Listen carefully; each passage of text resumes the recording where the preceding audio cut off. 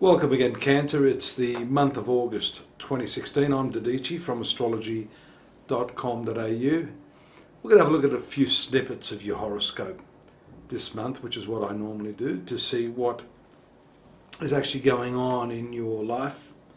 And if you had a chance to look at the introductory video, I am speaking a lot this month about how the coming conjunction of Mars and Saturn is going to affect you. That's first and foremost. And for you also, the new moon and the full moon this month are important because the moon is your ruler. But back to the conjunction of Mars and Saturn, which takes place in your 6th house of health and well-being. Now, I recommend first and foremost that if you are having some sorts of health problems, you need to address that. The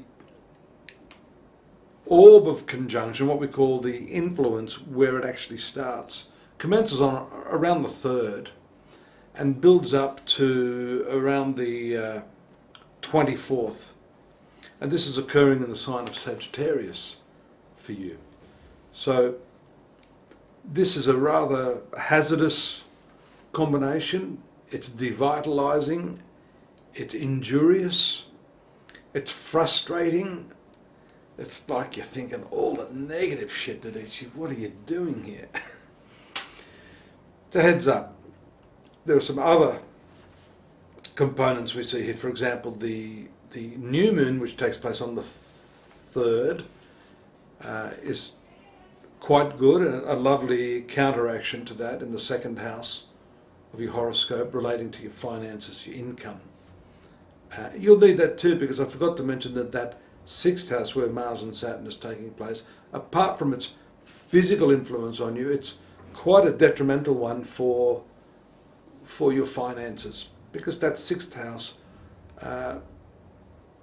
has jurisdiction over your expenses, debts, that type of thing. So having the new moon there shows that you are really contemplating how you can balance the income and the expenses.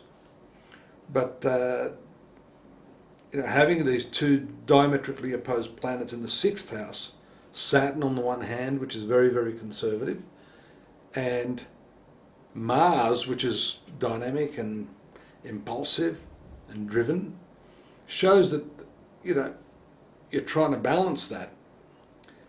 Somewhere between the two there is a happy medium, but it may be difficult finding that.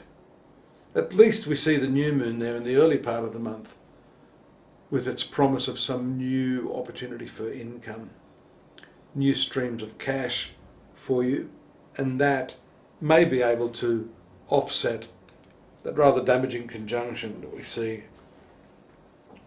there. We also have the ruler of your friendships and social activities, which is Venus, in that right angle to the Mars and Saturn, and that's from your 3rd house of communication. So friends aren't going to be too helpful this month, and if you're leaning on them to somehow give you some insights or advice, you're probably going to feel shortchanged in that area of your life.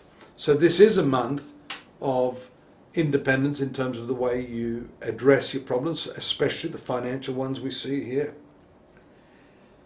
And don't forget too that Mars is the ruler of the 10th house of the Cancer horoscope. 10th house is your professional activities.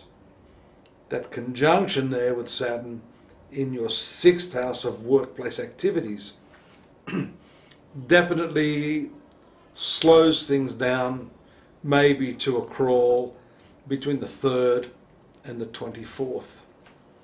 We see also in the 8th house of your horoscope, getting back to the money, the 8th house is your shared finances, your shared resources, banking, finance, insurance, all those sorts of things. A new full moon eclipse. So this one's pretty intense for you.